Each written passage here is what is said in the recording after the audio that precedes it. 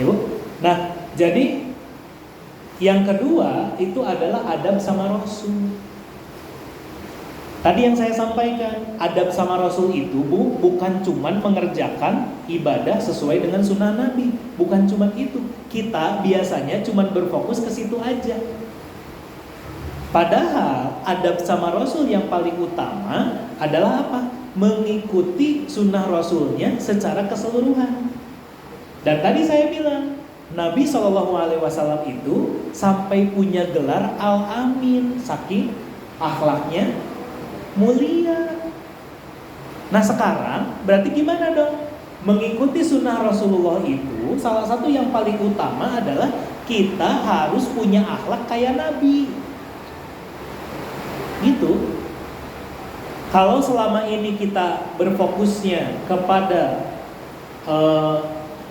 sunnah Rasulnya itu urusannya ibadah, ya, urusannya adalah ya beribadah, ya, sholat sunnah, saum sunnah dan seterusnya, maka sekarang waktunya kita belajar untuk punya perilaku seperti Rasulullah.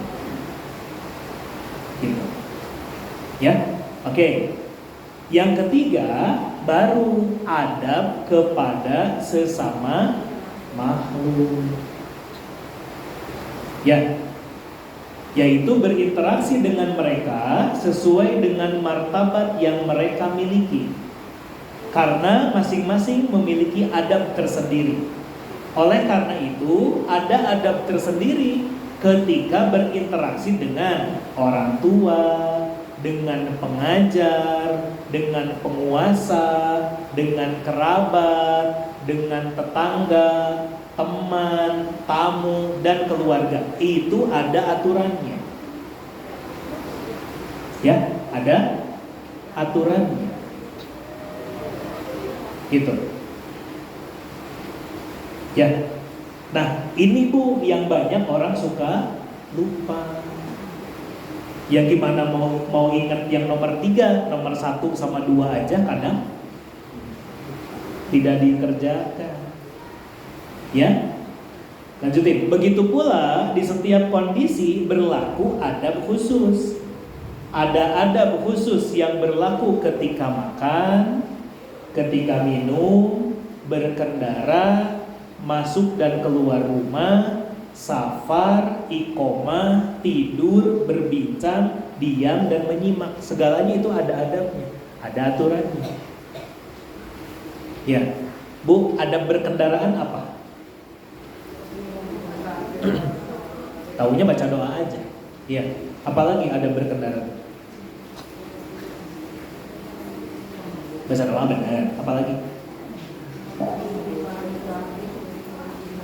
Mematuhi rambu-rambu. Sunnah siapa? Polisi. Ayo. Ada berkendara itu apa? Sepanjang perjalanan harus zikir. Kalau nanjak zikirnya apa?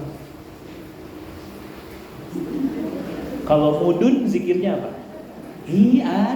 Ada aturannya. Kalau jalannya rata zikirnya apa? Tuh kan, padahal tiap boleh dibilang kita sering berkendara, betul? Kadang naik motor, kadang naik mobil. Nanjak sama mudun sama rata itu ada aturan. Ya, ini lain dia begitu nanjak, gusti nanjak tuh, gitu. Ya, gitu kan? Ada aturan. Ya. Terus adab yang ada dalam pribadi seseorang merupakan ciri kesuksesan dan kebahagiaan. Tuh. Ya, garis bawahi. Adab yang ada dalam diri ibu itu tandanya ibu sukses belajar agama dan berbahagia, ya, berhasil dalam belajar agama. Sebaliknya, rendahnya adab merupakan ciri kehancuran dan kesengsaraannya. Ya, kebaikan dunia dan akhirat akan didapatkan dengan adab yang santun yang dimiliki seseorang. Begitu pula kesengsaraan dunia dan akhirat akan terjadi disebabkan rendahnya adab tuh. Awas loh, hati-hati. Kadang selalu yang saya sampaikan, kita itu suka lebih berfokus sama apa, Bu? Suka berfokus sama ibadahnya saja. Yang penting sudah sholat, yang penting sudah ngaji, yang penting sudah puasa. Padahal ini dibilang apa? Kalau orang adabnya baik, maka dia akan berhasil di akhirat, dunia dan akhirat. Tapi kalau ternyata adabnya buruk, sebagus apapun ibadahnya, ketika tidak menyempurnakan, tidak memperbaiki akhlaknya dalam keseharian, dia akan sengsara dunia akhirat. Naudzubillah. Ya. Sedikit lagi. Selanjutnya, apabila Anda mempelajari, apabila kita mempelajari Islam secara detail, maka kita akan mengetahui bahwa Allah Subhanahu wa taala menegakkan dakwah Islam di atas pondasi yang kokoh berupa akhlak yang mulia. Bu, Islam itu tegak bukan cuma karena sholat. Sholat harus ya, kan pilarnya banyak. Sholatnya, puasanya dan semua ibadah yang kita lakukan. Cuman masih suka ada yang lupa sama satu hal. Apa tadi? Akhlak yang mulia. Apalagi adab yang santun dan berbagai sifat terpuji. Itu harus ada pada diri kita. Paham ya? Itu kan jadi seharus itu loh, Bu, kita punya akhlak yang baik teh. Jadi nggak cuma sekedar ibadah aja. Ya. Allah menjelaskan bahwa akhlak mulia merupakan pondasi seluruh kebaikan dan kunci untuk menggapai segala kebaikan, keberuntungan, dan kesuksesan. Jadi kalau ibu mau dapetin semua manfaat dari sholat, sholatnya kerjakan, maksiatnya ditinggalkan, akhlaknya disempurnakan. Jadi 3, ini kan enggak. Orang biasanya tadi sholat aja hukum. Makanya ada sholat, maksiat gitu. Tapi kalau orang yang memahami tadi, sholatnya dia kerjakan, maksiatnya dia tinggalkan, dan akhlaknya, adabnya dia sempurnakan. Baru kata Allah, dia akan mendapatkan kesempurnaan, keberuntungan, kesuksesan dunia akhir. Oke? Kemudian Allah juga menjelaskan bahwa umat Islam tidak akan mengalami kemajuan. Nih, pahami ini. Melainkan dengan menggapai dan melaksanakan derajat akhlak yang tertinggi. Ya, Bu, kenapa orang Islam di kita nggak maju-maju? Padahal ibadahnya rajin. Mungkin salah satu PR-nya adalah karena akhlaknya yang tidak sempurna itu. Ya, nggak usah umat Islam, nggak usah orang lain lah. Kenapa kita begini-begini aja? Ya, padahal kita usaha untuk sholat, kita berusaha untuk ibadah semaksimal mungkin. Tapi kenapa begini-begini aja? Mungkin karena akhlak yang belum sempurna. Ya, gitu. Akhirnya apa? Nggak bisa tuh maju mendapatkan derajat tertinggi. Kenapa? Ya karena akhlak kitanya gitu-gitu aja. Lanjutin. Umat Islam tidak akan terjerumus ke dalam jurang kebinasaan kecuali telah rusak akhlak dan adab mereka kepada Allah, kepada Rasulnya, dan sesama makhluk. Ini yang kemarin kita obrolin. Ya, Arab itu, bangsa Arab itu keluar dari kejahiliahan menjadi mendapatkan kemuliaan karena Islam. Dan bangsa Arab akan kembali kepada kejahiliahan kalau mereka meninggalkan Islam. Yang kemarin yang saya bilang soal Halloween itu. Ya, paham? Nah maka gimana? Kalau kita ingin jadi mulia, Bu, belajar Islamnya secara keseluruhan. Jangan cuman, maksudnya bukan soal sholatnya saja, bukan soal ibadahnya saja, tapi PR kita sekarang yang saya ingin Ibu pahami dan coba untuk perbaiki kita sama-sama adalah memperbaiki akhlak. Ya, lihat ada kalimat di situ. Ini bukan hadis ya, ini syair. Innamal umam akhlakun inhumu saat akhlakuhum sa'u. Suatu kaum dinilai dengan akhlaknya. Jika akhlak mereka rusak, maka mereka pun akan binasa. Jadi orang itu gimana akhlak? Tadi yang saya bilang, Ibu ketemu sama orang pinter, benghar, soleh, ahli ibadah, pokoknya mah gelarna panjang, tapi kesebelin. Mau nggak berteman sama yang begitu? Nah, gitu. Kenapa? Karena orang yang nggak pakai akhlak dia akan binasa.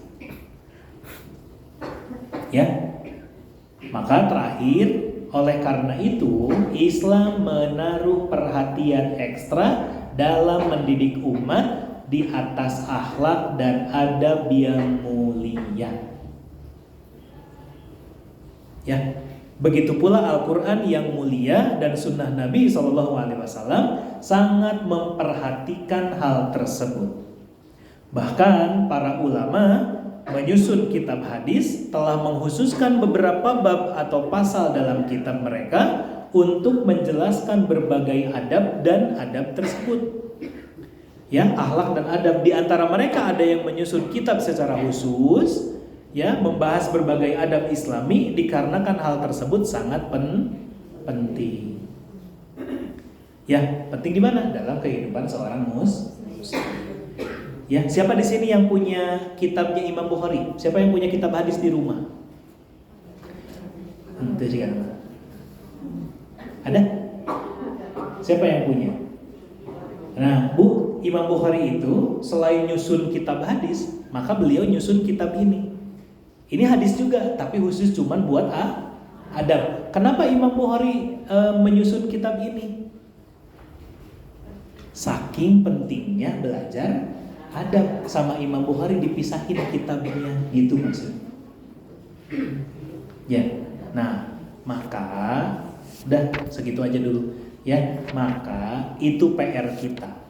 Itu yang ingin saya sampaikan, itu yang ingin saya jadikan ibu semua paham. Kita punya PR besar. Untuk apa? Memperbaiki akhlak. Termasuk ibu nanti gak usah banyak nanya. Kalau apa? Udah gak harus nanya lagi maksudnya. Kalau apa? Kenapa ya anak saya teh? Kenapa ya cucu saya teh sikapnya begitu? Mungkin yang salah adalah kita. Kenapa? Bagaimana mungkin kita ngajarin anak dan cucu kita punya adab dan akhlak yang baik kalau kitanya sendiri tidak baik? Gitu. Ya, wallahu a'lam bishawab. Paham Bu? Paham. Capek nggak? Enggak, ada ibu mata abi capek. Gitu. Itu kurang lebih. Wallahu a'lam bishawab. Ada pertanyaan? Ada yang mau tanya? Ngerti nggak? Apa yang ibu mengerti? Hah? Ibu belajar apa barusan? Kumaha cenah akhlaknya? Hah? Kumaha? Harus diperbaiki, harus dipraktek. Jangan cuma teori. Bisa? Nah, bismillah ya. Bismillah, mudah-mudahan mulai hari ini setidaknya Allah memperbaiki akhlak kita jadi lebih baik lagi, biar seperti contohnya Nabi SAW, sehingga nanti kita bisa sampai Allah pertemukan, kumpulkan bersama Rasulullah SAW. Mau ketemu Rasul nggak? Mau. So, jangan cuma mau nahungkul, tapi harus ikhtiar, harus praktek, ya. Allah. Ayo, ada yang mau tanya nggak? Ya, karena ibu sudah tidak khusyuk, dan hujan mumpung ra'at ya. Ya, kita cukupkan dulu sampai hari ini, sampai sini dulu. Shadaqallahu alazim, shadaqa rasulul karim, wa nahnu ala dzalika minasyahidin wa syakir walhamdulillah. Alhamdulillah. Oke, gitu ya Bu, terima kasih. Jadi wayahna Ibu tiap Jumat akan bawa kitab yang cukup berat ya. Gitu, disimpan yang benar, jangan sampai kebasahan, jangan sampai kebanjiran. Kalau bisa disampul ya, karena ini perjalanannya panjang insya Allah ya. Gitu. Semoga kita dikasih usia untuk bisa sampai selesai ya. Oke, kita tutup dengan istighfar, hamdalah dan doa manis. Astagfirullahaladzim, astagfirullahaladzim, astagfirullahaladzim. Alhamdulillahirabbil alamin. Subhanakallahumma wa bihamdika asyhadu an la ilaha illa anta astaghfiruka wa atubu ilaik. Hatur nuhun, Ibu sing sehat semuanya. Ya, ketemu lagi hari Senin insyaallah. Allahumma fiq bila kami tarik bila kita jaya. Apunten sampai jumpa. Assalamualaikum warahmatullahi wabarakatuh.